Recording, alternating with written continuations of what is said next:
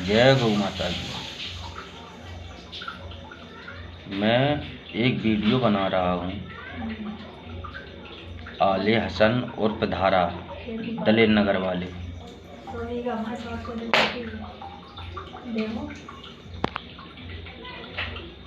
आले हसन उर्फ धारा दलेर नगर वाले बोल रहा हूँ। मैं एक वीडियो योगी बाबा के पास पहुँचाना चाहता हूँ। काफ़ी दिन से मैं वीडियो डाल रहा हूँ लेकिन उन तक पहुँच नहीं रही है। देखो, अब की मैं कोशिश कर रहा हूँ गौ माता की कृपा से पहुँच जाए,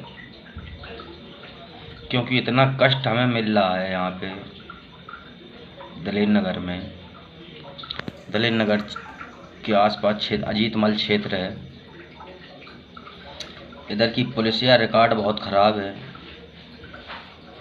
योगी बाबा को मैं बताना चाहता हूँ इधर का पुलिसिया रिकॉर्ड संभालें और गौ माता की जान बचाएं, क्योंकि परसूपुरा से लटके आती हैं। बाजार लगता है गौ माता का। परसूपुरा से लटके आती हैं दलेर नगर, भीकेपुर से लटके आती हैं दलेर नगर। अब तो मैं पुलिस की डर की वजह से, पुलिस मुझे तंग बहुत कर रही थी, इसलिए मैं गांव छोड़ दिया है। जब मैंने गांव छोड़ दिया है तो अब मेरे जो लड़के मुझे सूचना देते हैं तो अब उन्हें तंग किया जा रहा है, किसी पे केस लगाए जा रहे हैं, किसी को पुलिस द्वारा हड़काया जा रहा है, धमकाया जा रहा है दलालों के जरिए से। क्योंकि मैंने पिछली वीडियो में आपको दलालों के नाम बताए थे। एक गौ भक्त लड़का है अमित यानी रोड का। एक बार छुन्ना नेता, हरी सिंह लंबरदार, शिवम छुटैया और 2-3 हैं ये लोग दलेर नगर आश्रम से उसे पकड़ के ले आए थे। फिर उसे रात में इन लोगों ने मारा पीटी की, उसके नाखून उखाड़ने के प्रयास किए और उससे ये कह रहे थे कि ये लिख कि बबलू बाबा गौ माता को कटवाता है। उसने जब मना किया कि नहीं, ये बात गलत कह रहे हो आप, बबलू एक संत है, बाबा है, वो ऐसा काम नहीं करेगा और न करता है, आप गलत कह रहे हो,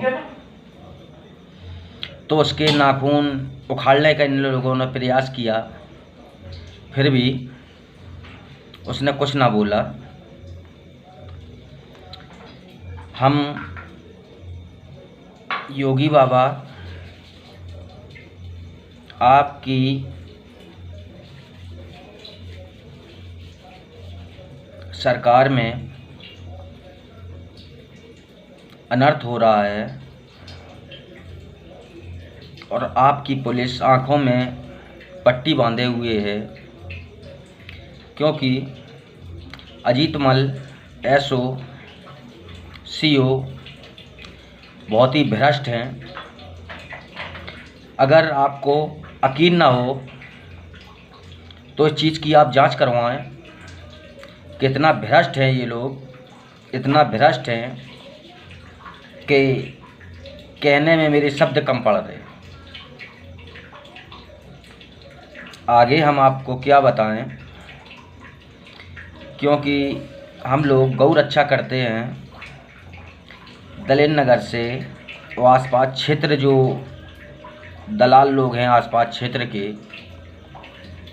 ये इतनी ज़्यादा तिलमिलाए हुए हैं हमसे और बबलू बाबा से। ये लोग मानने की प्लानिंग कर रहे हैं मेरे लोगों की। अभी एक फ़ोन मेरे पास रिकॉर्डिंग है, क्योंकि एक लड़का कह रहा था कि इधर दिखे बबलू तो गोली मार दो उसके। कोई कह रहा गर्दन काट दो, कोई कह रहा कुछ कर दो। हम तो डर के मारे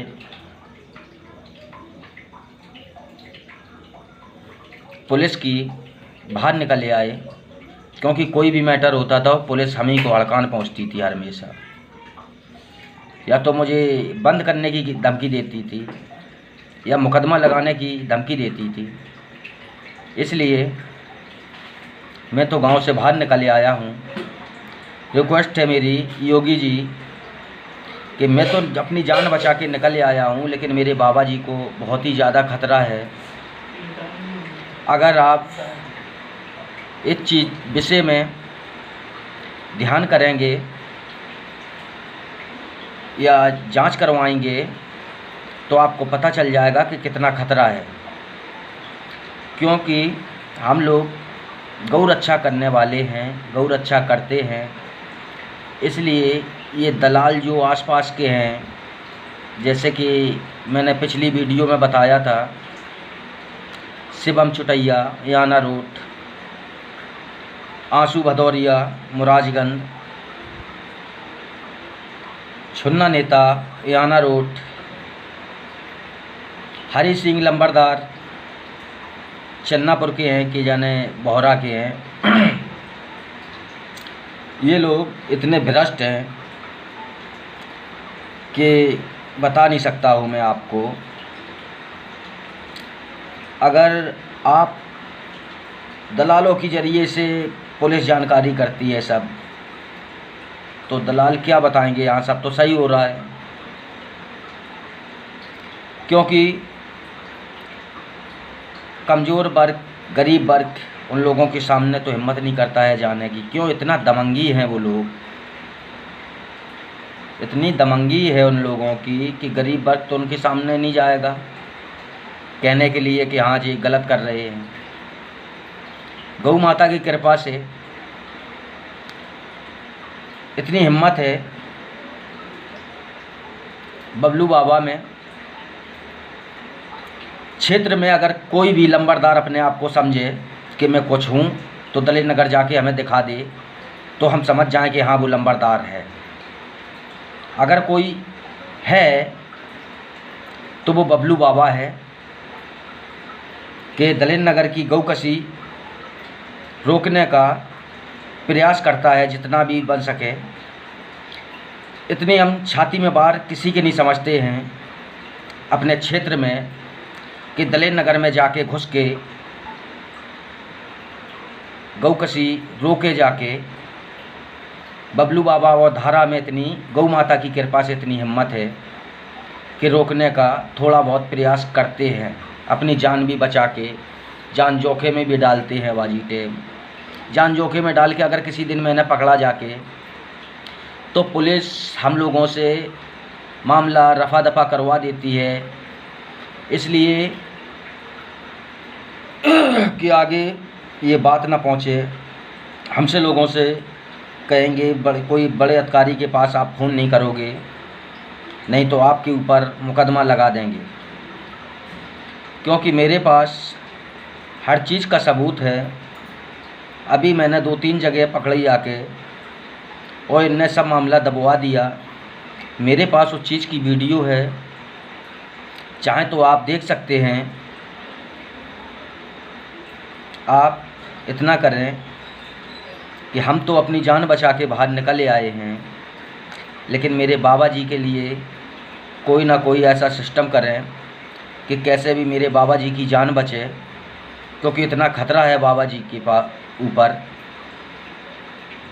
कि हम बता नहीं सकते आपको। रोज़ धमकी आ रही हैं, फ़ोन से आ रही हैं, मोबाइल से आ रही हैं कि बाबा जी संभल जाओ, नहीं गोली मार दी जाएगी। परसों मेरे पास फ़ोन आया कि अपने बाबा जी को समझाओ, नहीं तो बाबा जी चलने के लायक नहीं रहेंगे। क्योंकि नाम अगर आप चाहते हो कि किसने बोला है तो बाबा जी के पास रिकॉर्डिंग है इस चीज़ की कि किसने बोला है कि चलने के लायक नहीं रहेंगे और किसने कहा है कि गोली मार देंगे, इसकी भी रिकॉर्डिंग है। अगर आप चाहो तो बाबा जी से रिकॉर्डिंग डलवा सकते हो। और ऊपर अधिकारी के पास जब हम लोग फ़ोन करते हैं तो ऊपर अधिकारी कोई भी फ़ोन उठाने के लिए तैयार नहीं है। काफ़ी बार ऊपर अधिकारियों के पास भी फ़ोन किया लौट फिर के उनने इंस्पेक्टर साहब का नंबर दे दिया, इंस्पेक्टर साहब के आ रहे हैं यहाँ।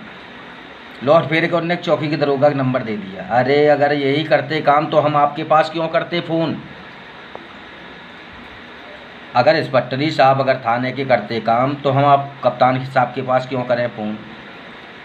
या दरोगा जी चौकी की करें काम तो हम दरोगा जी के छोड़ के क्यों हम एसपी साहब के पास करेंगे फ़ोन? जब मेरा काम यहीं से होगा तो हम आप क्यों करेंगे? लेकिन ये नहीं समझते। अगर हमने कॉल भी की, अगर जब कभी उठा लिया तो उनने इंस्पेक्टर साहब का नंबर दे दिया, दरोगा जी का नंबर दे दिया, उससे काम नहीं होगा। उससे तो काम ये होता है कि मेरी रिकॉर्डिंग सुनवाते जाके दलेर नगर में कि ये देखिए स्मैक की सूचना धारा देता है, गांजा की सूचना धारा देता है, गऊ हत्या की सूचना धारा देता है, सट्टा की सूचना धारा देता है। हर चीज़ की इनने रिकॉर्डिंग मेरे दलेर नगर में जाके मुझे मरवान की प्लानिंग में इन लोगों ने, पुलिसिया ने, पुलिस जो आप कहते हैं, मैं तो पुलिसिया बोलता हूँ क्योंकि पुलिसिया ऐसी है ये, मैं तो इससे तंग आ चुका हूँ। गौ माता की कृपा से तो जिंदा हूँ, नहीं पुलिस तो रिकॉर्ड में मेरी तो मौत हो चुकी है। जय गौ माता की, जय गौ माता की। आगे योगी जी आपके हाथ में है। अगर हम लोगों को कुछ हो रहा है तो नींद आपको भी नहीं आएगी। जब आप मेरा वीडियो देखेंगे या मेरी बायोडाटा पीछे, बैकग्राउंड पीछे देखेंगे, झांकेंगे, तो आपको चैन नींद नहीं आएगी। अगर हम मारे गए योगी जी तो आपकी रातों की नींद हराम होगी सोच सोच के, क्योंकि गौ माता की कृपा से अभी तक तो मैं ज़िंदा हूँ। अगर साथ है, अगर मैं मारा भी गया तो पुलिस प्रशासन की बदौलत मारा जाऊँगा मैं, क्योंकि पुलिस प्रशासन हर हमेशा मुझे मरवाने का प्रयास में रहा है, क्योंकि मेरा नाम बदनाम करने के लिए तो अपने आप कसाई तिलमिलाएंगे। जब तुम रिकॉर्डिंग सुनवाओगे उन्हें तो कसाई अपने आप तिलमिला जाएंगे। जब कसाई तिलमिला जाते हैं तो मेरे तरफ वो वार करते हैं। काफ़ी बार हुआ है ना मेरे ऊपर, बम भी चले हैं, गोली भी चली है, काफ़ी शरीर मेरा फटा हुआ है सब। काफ़ी बार हमसे बम मारे गए मेरे, 2-3 बार, लेकिन गौ माता की कृपा से बच गए। चलो योगी जी आप भी संत हैं, मेरे बाबा भी संत हैं। अगर मेरे तरफ ना देखो तो एक संत की तरफ ज़रूर देख लें, क्योंकि बहुत मुसीबत में है वो संत। उसकी मर्डर की प्लानिंग हो रही है। योगी जी हाथ जोड़ के दरख्वास्त है, अगर आप संत हैं तो मेरे संत की मदद करें, हम आपको जब ही संत मानेंगे। बाबा जी तो बहुत पहले से इंतज़ार कर रहे थे, रामराज आ रहा है, रामराज आ रहा है, हमको भी इंतज़ार करवा रहे थे, रामराज आएगा, धारा सब बदल जाएगा। तो हमने तो अब बाबा जी से कहते हैं, बाबा जी अब तो 2-3 सालें हो गई हैं, रामराज अभी तक नहीं आया है सरकार में। अब बाबा जी कहेंगे धीरे धीरे बदल जाएगा, टाइम आएगा बदल जाएगा, लेकिन अभी तक कोई टाइम नहीं बदला है।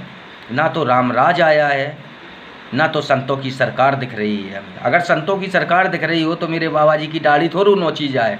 पुलिसिया कहती है कि दाढ़ी उखाड़ लूँगा, कोई गाली दे रहा है, कोई दाढ़ी उखाड़ने के लिए कह रहा है।